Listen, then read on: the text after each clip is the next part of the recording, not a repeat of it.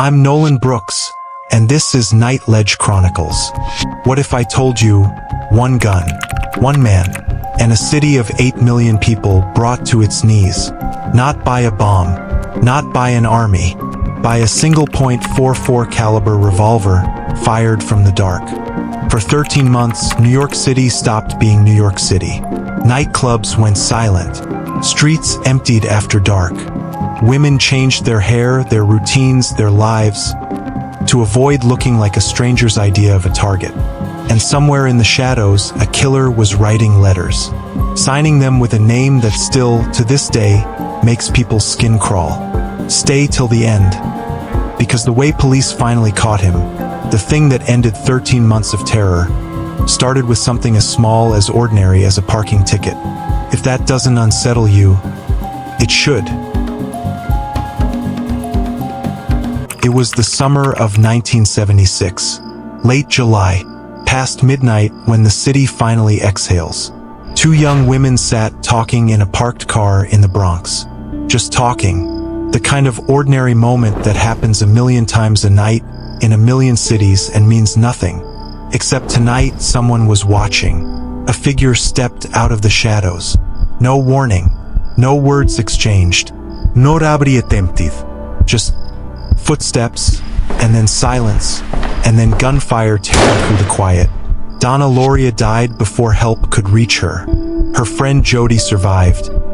Wounded, terrified, and left with a question that would haunt her for the rest of her life. Why? No motive. No connection to the shooter. No answer. Detectives filed it as an isolated shooting. Tragedy, yes. Random, they hoped. They had no idea it was only the beginning. Months passed.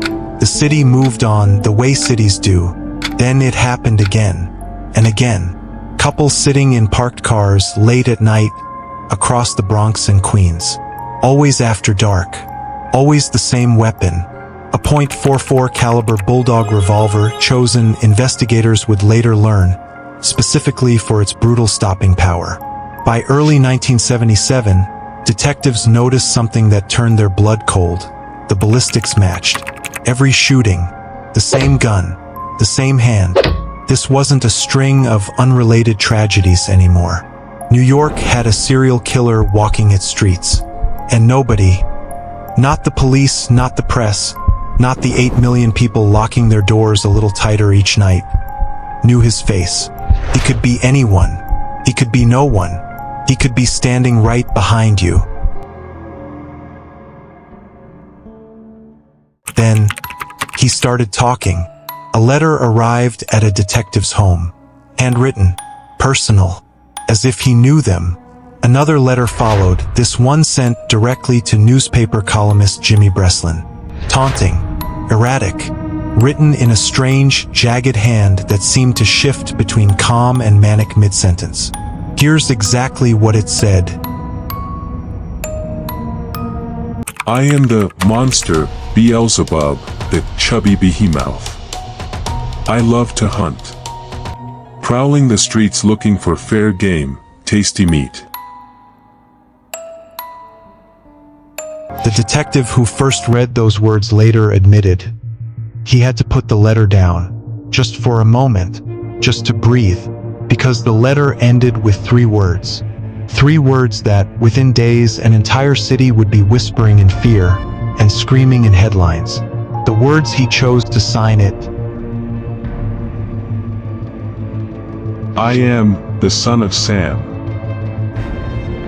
No one knew what it meant. Was Sam a person? A code? A demon he claimed to serve? The city didn't have an answer. It only had fear. And fear, it turns out, spreads faster than any bullet ever could. By the summer of 1977, New York had changed into something unrecognizable. Nightclubs, ons packet till dawn, stod empty. Couples stopped parking on quiet streets because quiet now meant vulnerable. Women cut their long dark hair short or dyed it because the killer seemed drawn, deliberately, methodically, to young women who looked a certain way. Think about that. People were changing their bodies, their appearance, their entire lives to avoid matching the profile of a killer's type.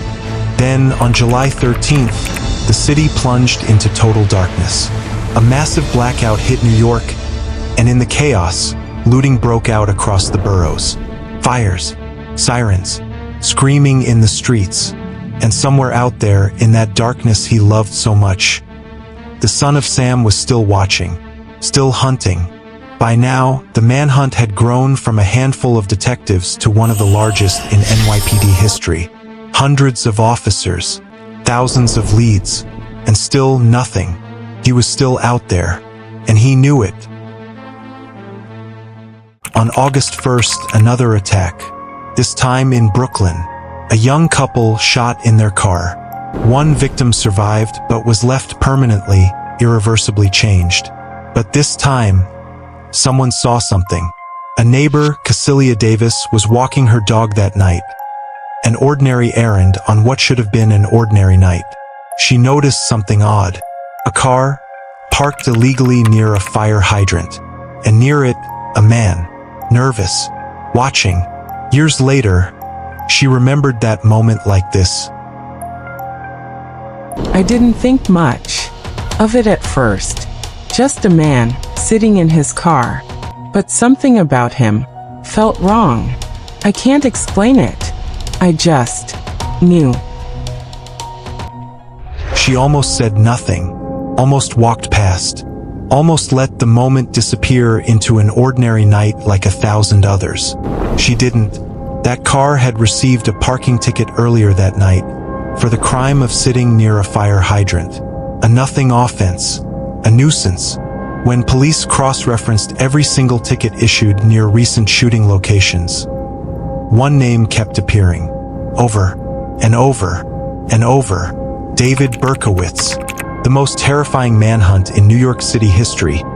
13 months, 6 dead, 7 wounded.